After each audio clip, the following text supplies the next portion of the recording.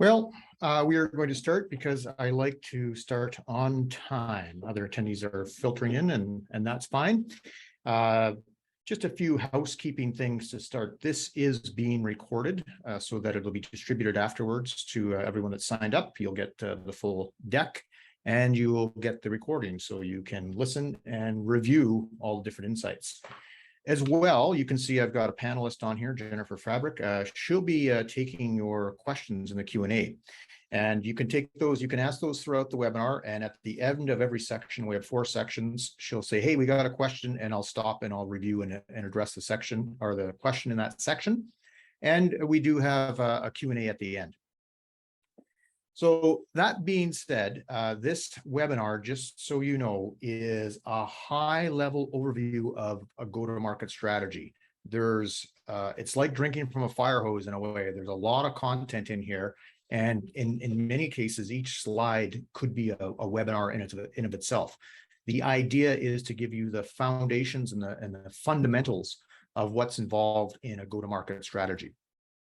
So that being said, we're going to start. And I'm going to start with land acknowledgement. In the spirit of truth and reconciliation, I'd like to take a moment to acknowledge that while this webinar is virtual, I am joining you in Edmonton from Treaty 6 territory. This place is a traditional homeland for the First Nations and Métis peoples. And today, some of you, myself, colleagues, and clients are part of this treaty land where we work, learn, and thrive together. Because it's awkward to introduce yourself, Jennifer's going to do an introduction of me, and then I'll take it from there. So Jennifer. Perfect. Wonderful. So I'm going to be introducing Steve today. Steve is an entrepreneur, published author, father of 3, and president of Roadmap Agency. With over 25 years of executive experience and extensive board work across retail, manufacturing, and startups, as well as the agriculture sector, Steve has guided countless go-to-market strategies over his career. Needless to say, you guys are in great hands today. Back to Steve to take it away. Thanks, Jennifer. I couldn't have done a better job myself. So what are we going to cover today? Well, we're going to talk about what is a go-to-market, customer understanding, building awareness, customer acquisition, customer expansion, and all of this stuff being on brand. Those 4 things are pillars within a go-to-market strategy: customer understanding, building awareness, customer acquisition, customer expansion. So let's dive in. First off, there's confusion about what is a go-to-market strategy. What it used to be is it used to be considered a project. When you had a new product, or you're going to launch a new division, or you're going to launch a new organization or a new initiative, you would create a finite project and you would go to market with that idea. Okay.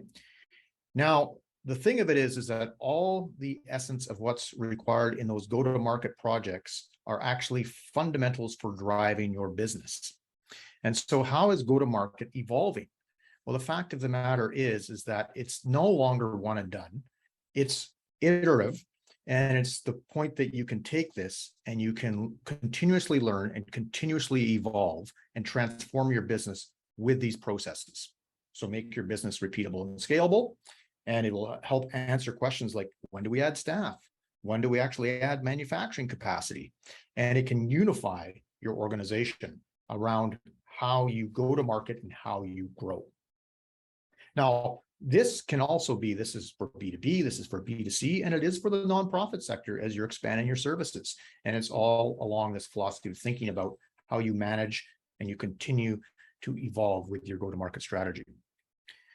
So this comes into a nice, concise flywheel. So at the beginning, you need to have deep customer understanding from which you can build awareness about your initiative, product, or organization. Then you get into acquiring your customers, and then you get into customer expansion, and it continues to go around and around and around. And you look at that, you review it, you refine it, and you remove friction from the process where necessary, and you add force to accelerate it where you can. But you have to have understanding on these 4 different pillars. So let's start with what's included in total into a go-to-market strategy. We've talked about kind of high level what it is. What are the brass tacks? Well, when you look at this, there is a lot that goes into it. So with under customer understanding pillar, you've got product market fit. You have to understand what your ideal client profile is. You have to conduct target market research, competitor research. You need to know who the buyer committee, if it's B2B, if it's B2C, it'll just be personas. You need to have personas for said buyer's committee, and you need to be able to position your product or your service with a value matrix. What's important to that particular buyer? And then when you get into building awareness, you need to really map out and understand what that buyer's journey is. What are the various go-to-market motion pillars that you're leveraging to get attention in the marketplace? And I'll talk in detail on that. Have a demand generation plan and a demand capture plan and a content plan that feeds into that demand generation plan. You've done all that. Now you're going to acquire customers. And that's where, what's your sales methodology? What's your sales process? And what is your overall sales operations that you're going to be doing to acquire your customers? And then you get into keeping your customers. Customer expansion. What is the journey your customers are at? What is the time to value for your customers? How do you conduct account management? How do you understand customer retention? Do you get customer advocacy? And do you underpin all of this, all of everything we've talked about, with the concept of revenue operations, which is when you look at all the stuff that you're doing and you have it systemized and you look at, okay, here's friction in the system that's slowing things down, and here's we can accelerate things with force. So let's dive in. Looks like we have a question. Can you develop a go-to-market strategy at any stage in your business, especially companies who have been in business for a while? Absolutely. And that's what the evolution of go-to-market is. It's that you no longer is a one and done. It's no longer when you launch. This is fundamental processes to apply to your business and run your business, quite frankly. It's to apply, I'll add force and accelerate your whole go-to-market function. So if you have an existing product and you're like, I want to amplify this, you go back and you do all these principles to make sure you can understand everything that's happening as you're going to market currently. And then you define a desired state and you remove the friction and add force to make it go faster. And this leads into excellently into this question as to why do you need this go-to-market strategy? Well, one, if you don't have this stuff all mapped out and all this planning done, you can't mitigate mistakes and oversights. You can't sometimes identify the proper right go-to-market fit or product market fit. For instance, if you're marketing to the wrong ideal client, you're going to be like pushing a rope. You're going to come up against a whole bunch of objections that when you're actually talking to your ideal client, those objections disappear because they get you and you get them. And having a go-to-market strategy helps you manage expectations. So what you're going to achieve in the marketplace, because you're going to have a complete sales operation that's tied into this, marketing and sales tied together. As I already talked about, connecting with the right audience. And then, of course, scalability. When you've got it all mapped out, you know how you can scale your organization.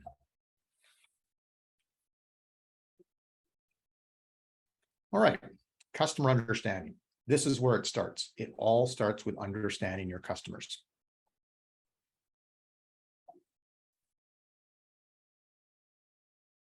So the first thing to know is, as you get into customer understanding, is product market fit. And really, it comes down to, you've got a product or service. You need to know with clarity, what is the problem your product or service is solving? And you need to know for who that it solves the best for. And to understand that, you want to identify underserved needs of that customer. Define your value proposition as to what value you provide to that customer. You want to have, if you are launching a new product or new service, try it with a minimal viable product or minimal viable service and have a feature set, and develop it and iterate it and talk to your existing customers about what you're doing to see if it floats, and then go to market. But at the end of the day, product market fit is understanding that you have a problem and your product or service is solving. And that's how you connect with your ideal client. Now, your ideal client is your best customer. Now, if you're an existing business, you take your top customers and you start to understand why they are your ideal client. And that'll give you insight how to attract more ideal clients.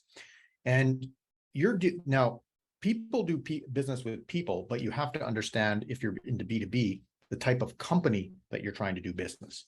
What type of company is your ideal client? So you get into firmographics. Is there industries that are specific to you? Or is there a company size that works best for you? Is there locations that you can service most effectively? You might be a regional manufacturer, and so getting a lead from Florida when you're in Western Canada doesn't work, or vice versa. Understanding buying patterns, different job titles within it, business maturity, the goals of the organization. For example, oh, Jennifer, we have a question. We do. So referring to your last slide, what is an MVP, or minimum viable product? What is a minimal viable product? Mm-hmm. Well, if we're going to go with product versus a service, we'll go with a product like a widget. What you want to do is you want to develop a product that you can sell that meets the minimum requirements of what you understand in the marketplace for solving your customer's problem. And the idea behind this is you want to go with something that's scaled down, so to speak, so that you can learn what you need to add to it to enhance it. And it mitigates your investment. So it's like really the name is the definition. What is the minimal viable product that you can take to marketplace that somebody will actually buy from you? Okay. And you take that and you learn from the reaction to the marketplace as to what's needed. Now, a real live example is in software development. It's the easiest one to do it. Is they come up with version 1 and they take it to the marketplace, and it only has a limited feature set. And they see if that lands, and they hear from customers as to other features that they need. If you would take manufacturing, you're manufacturing a product, you start with a scaled down basic product, which then you can add to level it up. So for example, in auto, you have the entry level car, and then you can get a whole bunch of add-ons and features. And when they think about it, they start with that entry level box, and then they add to it. With services, you're going to come up with what's that entry level minimal service that gets the attention of a customer. And then of course you learn from that as you get feedback in the marketplace, and you add to it. Okay, hopefully that satisfies and answers that question. Back to ideal client profile. Again, this is the firmographics of a business, and you want to understand this. And so for Roadmap, for instance, some of the firmographics we look for is into buying patterns. We're looking for organizations that are big enough, but not too big that they have an in-person team that can do all the work that we do. So we serve a need that they can't afford. Organization can't afford a full suite of an entire sales and marketing suite. So they add us in as fractional services with our expertise to help them reach their goals. And so we want people that are growth orientated because they need us to help them grow. That's one of the firmographics that we're looking for. Again, there's certain revenue sizes, there's certain business maturity that we're looking for, and we need to have a couple of different key people in the buying committee that we work with. And those are our personas that we'll talk about next. So one of the things you're wanting to do when you're going to market, and this is like every year you could do this when you're going to market. So like just conduct some target market research. Take your ideal client profile and say, how many of these exist in this marketplace? What is the total addressable market? And then start to think about what is the total realizable market? What is it that we can actually get? And within that total realizable market, so let's say there's you can sell to 100,000 businesses because 100,000 businesses need your product, or 100,000 consumers. But more than likely, the total realizable market is going to be about, say, 5,000. Okay, at 5,000, is this viable for your business? Does this make sense? Is this going to equal growth for your organization? And then within that total realizable market, niche down a bit, really get to say, okay, well, we can really solve the problem for these folks that are specifically in there. And you get this from firsthand data, which is about from your company. You have customer surveys. You can get secondhand data through online stats, industry statistics, all that kind of stuff to get an idea of what the market is. You can go on LinkedIn and do research. There's lots of places to understand, to get your target market research. On top of that, a very great practice is to do competitor research. So identify your competitors, create a matrix of them, gather information about them, profile who their customers are, focus on what they're doing, what's their product, what's the price, what's the promotion, what's the place, how do they sell it, where do they sell it, that kind of stuff. Analyze their strengths and weaknesses. Now, you often hear, don't focus on what the competitors are doing. So what you're doing is you're looking for ideas and patterns within there in which you can find your ideal client and you can find your product market fit. The other thing to know about is direct customers are people that sell the exact thing as you. So you sell bowls to department stores and somebody else sells bowls to department stores. That's a direct competitor. An indirect competitor is somebody that sells something that kind of does the same same job, but it's different. So, there's types of bowls, and then there's like plates and stuff that you don't sell, or there's, other types of things that are not, they'll do the same job, but they're not a direct competitor to you. And then there's replacement, which you have to think about that way. And a good example of that is when you think about people that sell stuff for breakfast. Well, you can have cereal for breakfast, or you can have a power shake for breakfast. That's a replacement. And so that's a good example of replacement products. So you got to think about all that stuff that's pertinent for you. In my world, we're a professional consultancy agency. Essentially, every other agency in some way, shape, or form is an indirect customer.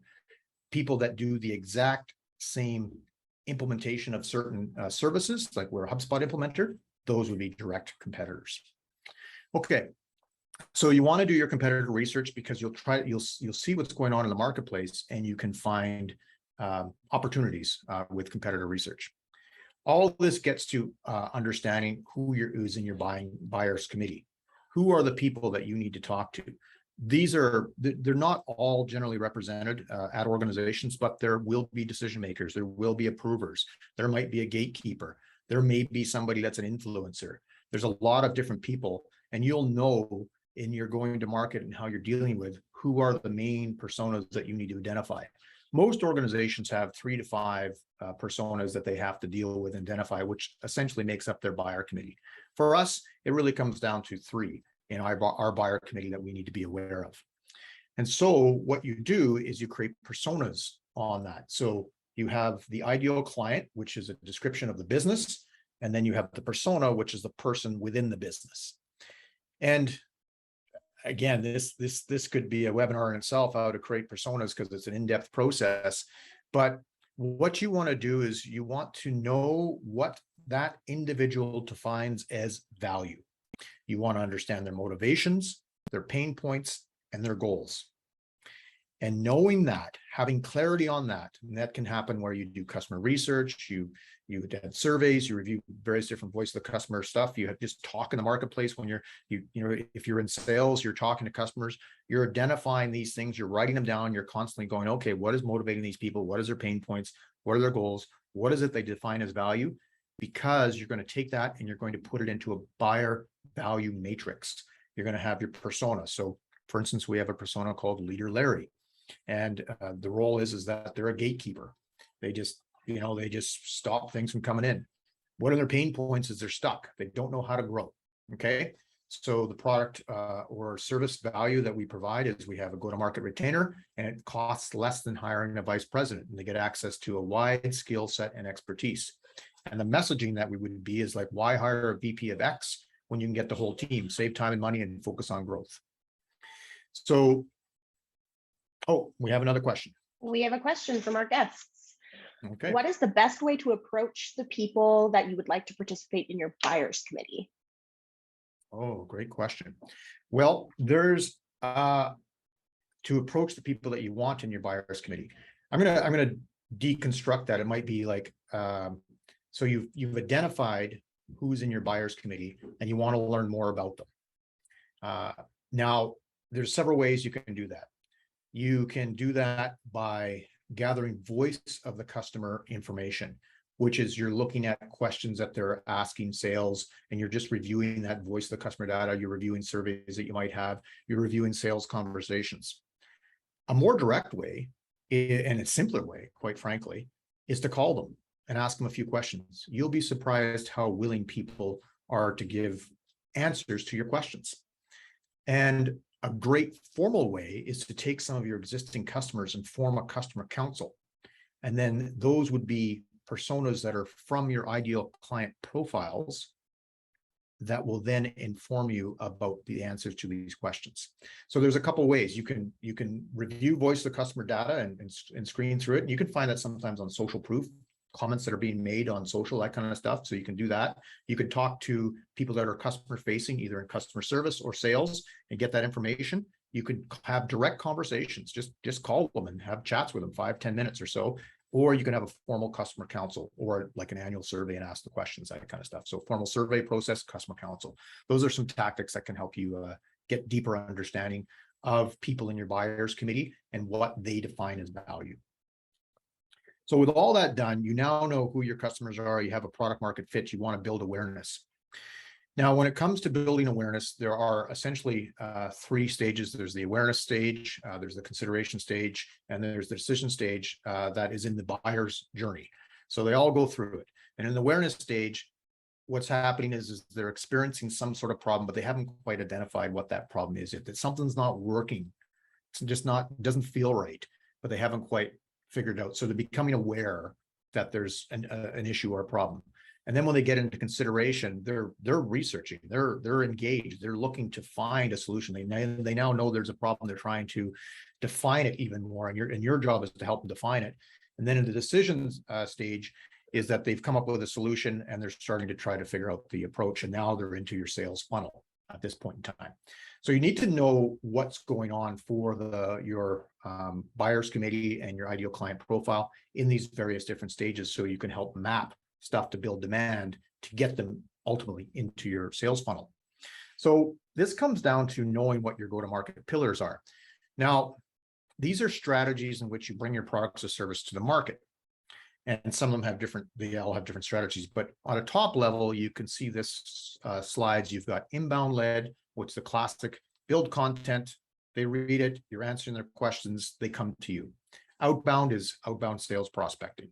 You're reaching these target accounts, you're reaching out to them, you know you have a solution to the problems that these types of people have. Product led is that your product is out there in the marketplace and it facilitates, people are using it and it facilitates more people coming. HubSpot is a great example of that. They do a lot of product led growth that just continues to add sales into their pipeline. Channel led is when you sell through a third party, like you're selling to a dealer network or you're selling through partners or whatever it might be. That could be your strategy. Ecosystem led is another one in which you have an app in a marketplace that helps serve a bunch of other different products, and the ecosystem feeds your sales. And then category led is where you are the leader and people follow the leader. You've created a new idea, a new way of doing business, a new way of looking at your industry. You're bringing advanced materials to an industry that traditionally uses different types of materials. And so you become category led. Now, you don't have to just be one of these. For instance, if we used HubSpot as an example, they are essentially all of these, except maybe now ecosystem, because they are the ecosystem. But they do inbound, they do outbound, they product lead, they have channels, and they are a category leader. They're rated #1 for CRMs in the marketplace right now. So those are some of your pillars, your motions in which you're going to go to market, which demand different types of strategies. And the point of it is that it doesn't have to be an instead of, it can be a with strategy.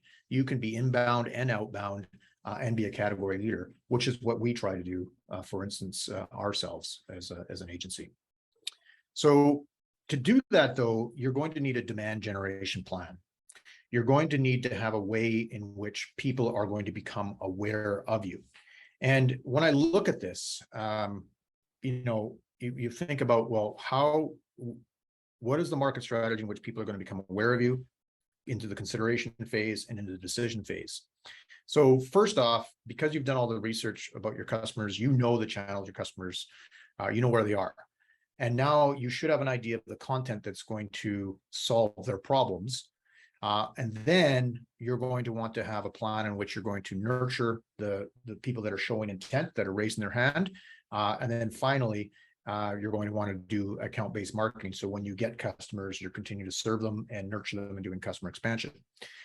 All this is part of a strategy. Now, to give you an example of this is that, for instance, the demand generation plan that Roadmap does is for awareness. We have social, we have blogs, we do videos. And also the other thing that we're doing is we're capturing what's called intent data.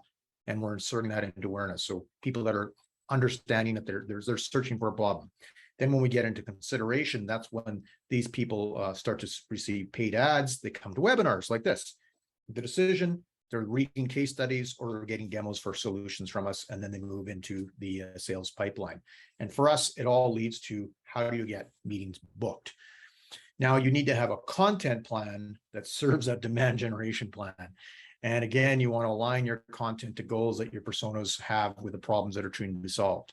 Now, if you're an ongoing organization, conduct an audit, see all the stuff you have. You'd be surprised at all the content that you currently have. And then you want to generate ideas that land with your ideal client.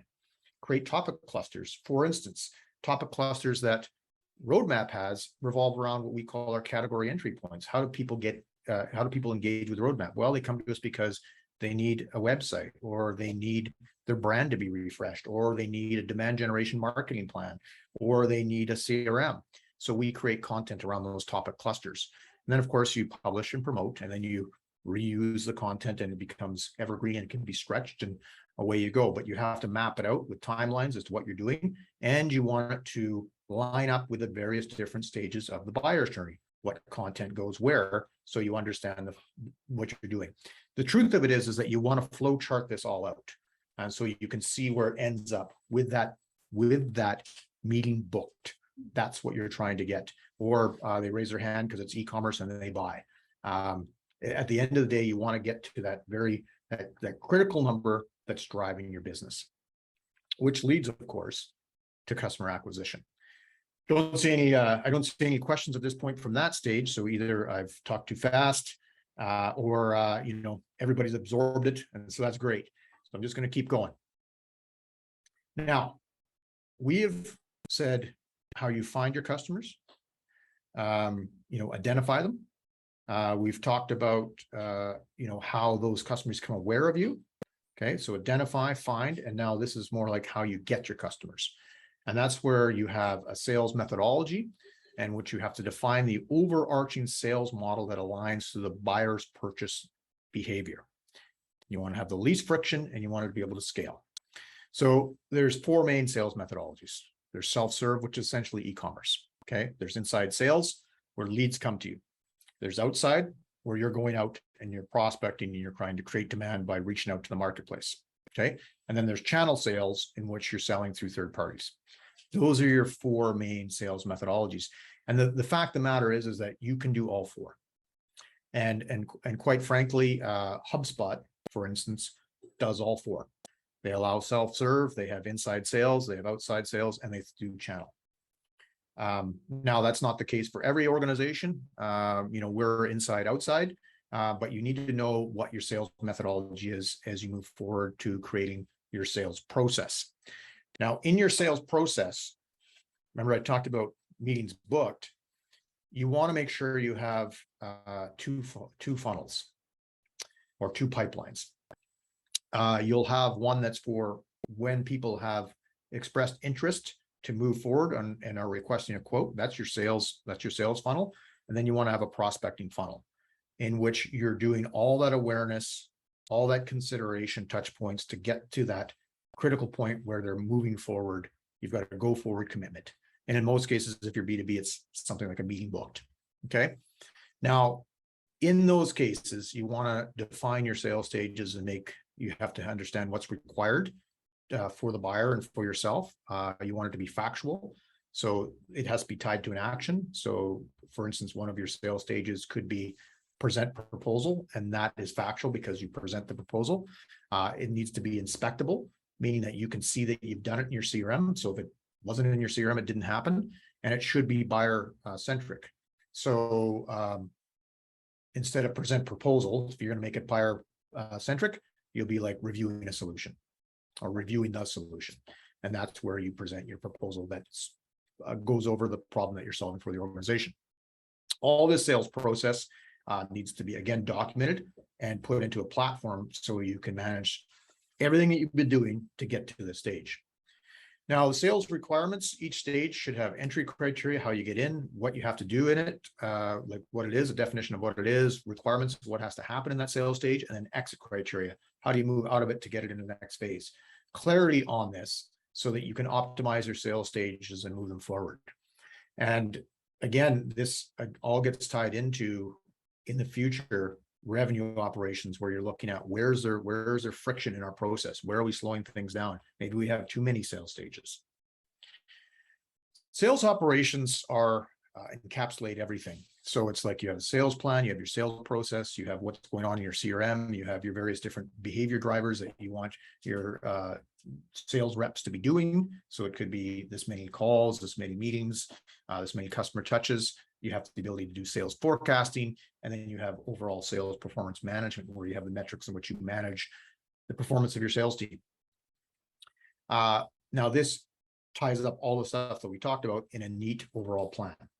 Jennifer, we have a question. We have a question. Is there a particular CRM that we recommend?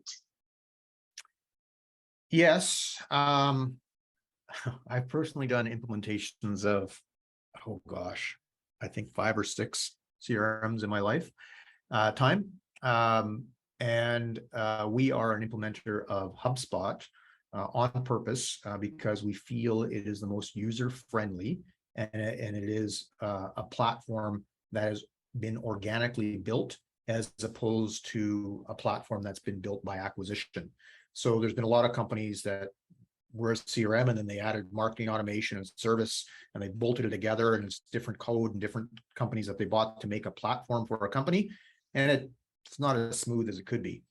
HubSpot started as marketing automation, and then it grew into all the various different areas to become the platform that it is, all in the same code, all in the same platform. So yeah, we are a HubSpot implementer, but at the end of the day, if I'm going to be completely honest, when it comes to a CRM, the tool, a lot of the tools, the software won't make or break, your sales organization. It can make it better if it's a better software. It can make it easier. Can make better adaptation of it into your system. But if you don't have the will, the culture, and the documentation is what's needed to go into it, it'll fail. And so we work on trying to determine, when we engage with organizations, understanding what their sales process is, how to remove that friction and make it easy for the reps, make it easy for the sales pros, and it's all tied into how you're bringing them in. And we have one metric. Everybody should have one metric: revenue. End of story. So all of it has to work together, and we find that HubSpot is the most effective at that generally. Long answer, but there you have it. So now that you've identified your customers, you figured out how to find them, you figured out how to attract them, and now you know how to get them with a sales process, you want to expand, customer expansion. How do you grow them? How do you get more out of your current customers? How do you keep them?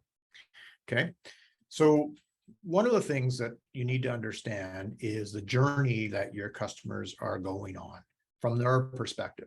It is entirely enlightening, because there's the current state and then there's the desired state, or what the company thinks the journey is. And there's often a massive gap between the two, what is currently happening, and there's a mix up. Well, this is what we intend to do. Okay, great. That's what you intend to do. But what is the current state? What's actually happening? So you got to take the personas, take your buyer's journey, take your products. You have to define the various different stages that customer is going through with your organization, starting with awareness, consideration, consideration, decision. When they get into the sales process, the stages of that, then it gets into operational delivery, and then ongoing. And then you need to measure that journey, how effective it is. Look at the various different gaps and friction points, and what that customer is actually going through. It's a long process, but it's worth doing. And you tie the customer steps to your internal processes, and so that you can start to identify friction into what you're providing for your customer. It's a stat that it's been around for forever, and it never changes. 80% of organizations think that they provide superior customer service, yet only 8% of customers think that's the case. There's a massive disconnect, and it's because people haven't spent the time to define their customer journey from their customer's eyes. One of the big things that's enlightening is when you're looking at your customer journey is, what is the customer time to value? How long does it take for them to actually get some value out of your organization? So they in the software as a service world, they break it into different stages. Time to basic value, where they're getting some quick wins. Time to exceed value, of like what their expectations were. So, okay, we expected this to be this way. Now we're at time to, now we've exceeded that value. And then they have, the long-term time to value, right? But essentially the key input is a mapped customer journey with moments of magic, moments of misery, and with milestones mapped and achieved by the performing organization. Account management is where you take your existing accounts and you're wrapping your arms around them, and you're aligned with their goals, you're aligned with their values, and you're truly making what they need to succeed happen. In order to do that, you need to have regular communication. You have to have create a relationship that's not just with your point of contact, but with the entire company. And you have to have a client success roadmap. It all comes down to your client success equals your success. And that's the bottom line for account management.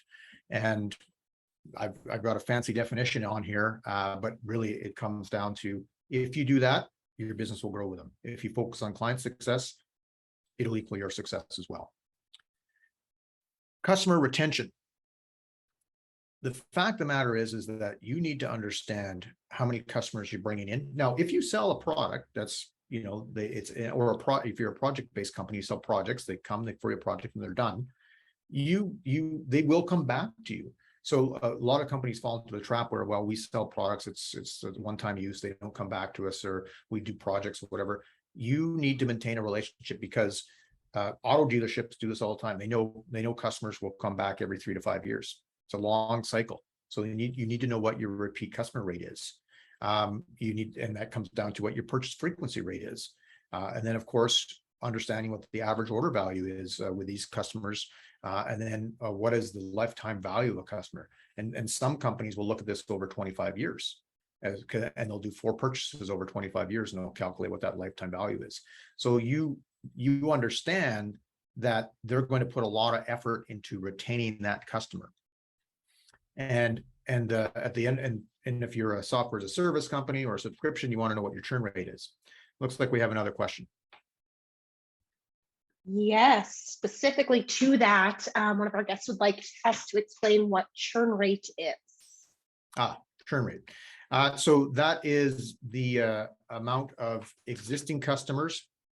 Quite simply, if you have 100 customers and you're on a subscription service, so like you're a cable company or cell phone or something like that, in the simplest form, and 10 of them leave you, so now you have 90 customers left over at the end of the year. And this doesn't include new customers coming in. That's just the existing stuff that you started with, and what of that existing set is at the end of the year, or the measurement period. So it could be a quarter. You could have a churn rate for a quarter. You could have a churn rate for a month, for instance, and then you'd have a 10% churn in that case. So it's the percentage of your customers that are leaving. And you want to know that because it's really, really important, because you'll need to know how many customers you need to be bringing in to mitigate the churn rate. And then you want to try to figure out, how do you actually reduce the churn rate? Because the less people that leave, the less people you have to get. And why customer retention is so important is because of the fact that you get deeper understanding about your ideal clients. You generally get increased profits as you learn more about those clients, and you can sell more to them. And it's, quite honestly, it's way more money to acquire a new customer than it is to sell to existing customers. In fact, I keep using HubSpot as an example, but before they made their big up into the right move, it was costing them $11,000 to acquire a new customer. Okay, so new customer acquisition can cost a lot. And so if you can grow your existing base and grow with your existing customers by doing customer expansion, selling more products to them, selling more services to them, helping define success with them, that is a more cost-effective way to grow in your company than acquiring a pile of new customers in most cases. And of course, you don't want to have a leaky bucket where you're acquiring new customers because you have to keep the bucket full because customers are flowing out the bottom. And this comes down to, like, to get more customer understanding, you want to be collecting feedback on an ongoing basis. So you can do net promoter scores on an annual or quarterly basis. You can have customer satisfaction scores, which can be moment of truth. You can find out what's the effort that it takes to actually do business with you. There's lots of different things that you can do to survey. We do project closeout surveys ourselves, just to find out how a particular project went with ongoing clients. And then we do annual CSATs. You want to map out your customer vision tied to tactics and measurement. So it's like, okay, so we're going to continue to enhance our customer experience, and we're going to do A, B, C, and then we're going to measure that with X. And of course, while you're doing that, you want to elevate your customer service. So understand what drives satisfaction with your clients. Could be that, satisfaction is from having regular communication, so we know what's going on. Okay, let's make that a priority that we continue to communicate on a regular basis. Okay, give them a platform, give them the ability to share reviews, feedback, make it easy for them. And this is just putting your customer needs first and understanding by getting feedback and letting them know that you're receptive to their feedback. All of this, all of everything that we've just went through is essentially all underpinned by revenue operations. And it's the alignment of sales, marketing, and customer success operations across the full customer life cycle to drive growth through operational efficiency and keep all teams accountable to revenue. Big definition to unpack there, but the fact of the matter is, it's like, get your people, get your platform, get your processes all aligned towards revenue, and all the stuff that we talked about, all in place. So you're all working towards one goal, and that is revenue ops and in simplicity. Companies have been doing this for a while. They just didn't know what the term is. And the fact of the matter is that your go-to-market is a function that is executed with revenue operations in its entirety. All of this stuff that we just talked about needs to be on brand. And I can't speak enough of it. Your brand is the start of everything. It defines who you are, what you stand for, and how your tone, how you show up in the marketplace. So that has to be something that is set to make sure that your go-to-market aligns with it. In fact, it should help define your go-to-market to a degree, and taking customer feedback and just making sure that your brand is appropriate for your product market fit. Here we go. The go-to-market flywheel. Again, starts with customer understanding. You build awareness. You get customer acquisition and then customer expansion. It goes around and around and around. And it's a function of your business to keep growing your business. Now, a couple examples of classic go-to-market, and these are a little bit fun here. Microsoft Surface Pro. They wanted to enter the tablet market, and they looked at what was the problem they were trying to solve. Well, people looked at tablets as a mobile device, but they're this big mobile device. And for a while, tablets weren't. They became in vogue, and then they weren't selling anymore. And what was the reason? Well, people wanted a mobile device that was actually as powerful as a computer. So they looked at that and they said, okay, well, let's make the Surface Pro, which is their tablet, and they designed a really nice attachable keyboard to it, and let's make it as light but as powerful as a laptop. And they did that, and they came out with the version of I think it was the Surface Pro 3, and they hit market with it. And it was basically the same cost as their competitor, which was Apple, except it had a lot more functionality. And Apple had to adjust. They became laggards in the industry when it came to the tablets. And many people in business, myself included, ended up getting the Surface Pros. They were light, they were easy to transport, and they had the power that was needed for students, executives, lots of people in business. And it was like a computer. It is a computer, but it was really in the tablet category. Next one's rather interesting. A Walla is a water bottle, and there's water receptacles, like it's a saturated market. It's blood in the market, in fact, in the water. Like it's just, there's everybody that has water. But they focused on what were the problems that the customers were having. Customers were like, well, we're frustrated that you need two hands to drink this thing when you're like, if you're like an athlete on a run, or the water bottle opening is too big and the water slops and it's hard to get the water bottle open. And so they really focused on these problems that people that were in motion with water bottles, like moving with water bottles, had. And that became that. So you take the total addressable market and the total realizable market and then a niche within the total realizable market, and they totally niche down and they solve specific problems for that customer that was always on the go and wanted to carry a water bottle with them. Need to be able to hold it in one hand and have enough water so they felt like they had enough water, be able to flip the top off easy and then not spill on them when they're doing it. So really interesting use case of how they actually went to market. And then they started to promote all those different features that solve the problems for the customers. Microsoft did it, Awala did it. That's a really good example of a classic use of go-to-market. And then it informs their business. They keep rolling with it, and it keeps getting iterated, and they continue to grow off that original go-to-market function. Common missteps that happen when people go to market is we're all going to market. We're all going to market every single day, but there's either lack of planning, no planning, lack of clarity on expectations, lack of customer understanding, product market fit might not be there. You're not doing demand generation. You don't have your sales methodology quite figured out, or you don't have timely reporting so you can learn and optimize. It looks like we have another question. We do. This question is, a lot of the stages of the go-to-market strategy rely on having accessible and clean customers' data. What is the best way to start tackling collecting this data at a company where customer data lives in various places, such as spreadsheets, a point of sale, etc.? Yes. Well,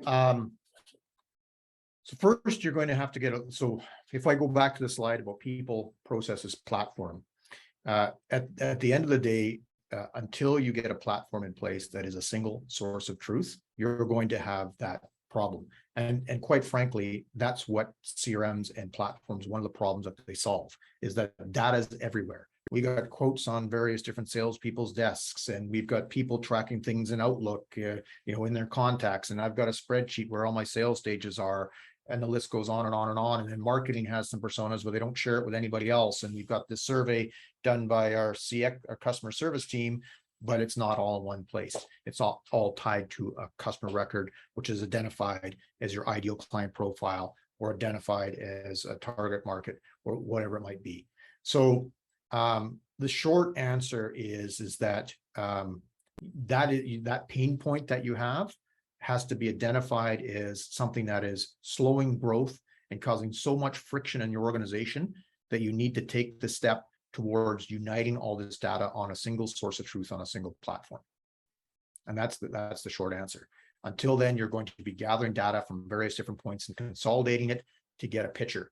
And what you want to do is start the process of moving away from that so that everything is in one spot, that single source of truth. That will then make it easy, because it's difficult otherwise. And that is why a CRM, that is part of the CRM's go-to-market function, is they're solving for that pain point of not having clear customer understanding, not having the data in all one spot.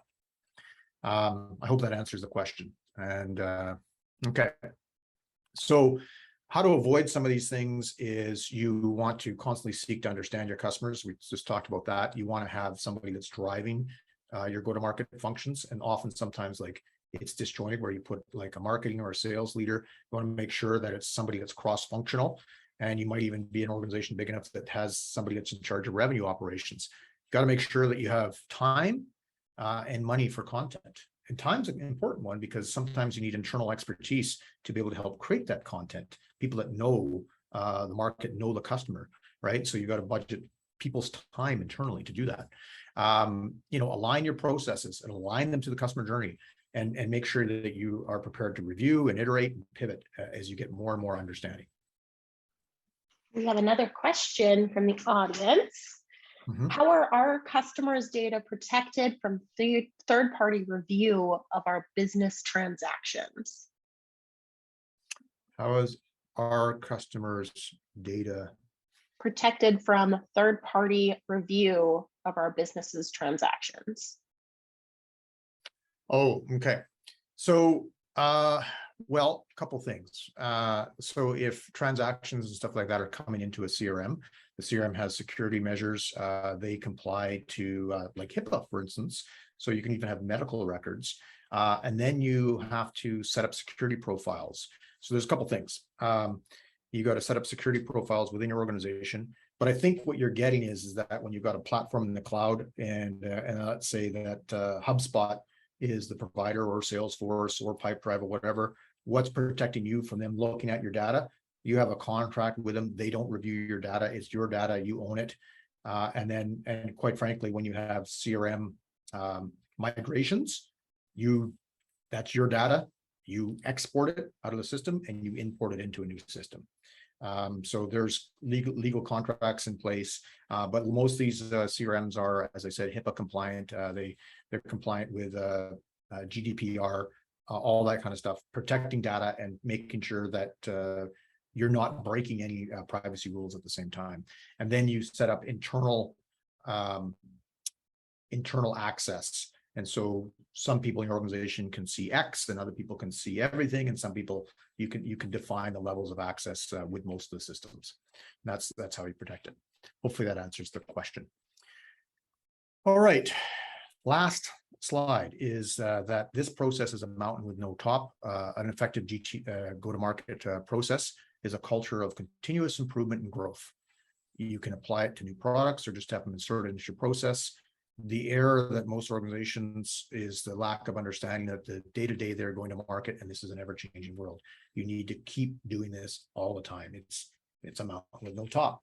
So continue to refine your go-to-market process and set that up, that we look at all the different stuff. We build the baselines and we look at all the stuff annually, and we continue to define.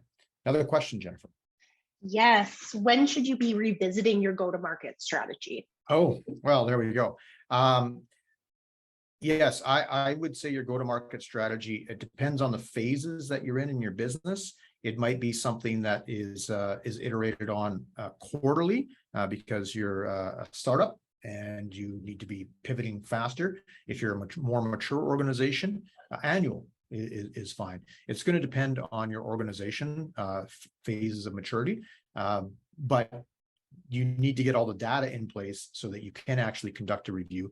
And quite frankly, you should be, with revenue operations, you will be reviewing what's going on in your business at a more timely function. It could be weekly, it could be at minimum monthly, and then you'll be making small finds and fixes as you go. And then your overall go-to-market might have to be reviewed, as I said, on a quarterly, but more than likely, if you're a more mature organization, you should have an annual sit down and really think about how things are going, and if you really need to fundamentally shift your go-to-market functions.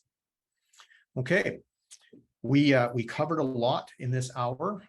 These slides, as I said, will be available for folks and be emailed out for download. We really appreciate all the questions. We appreciate the interaction, and hopefully you all found this valuable because,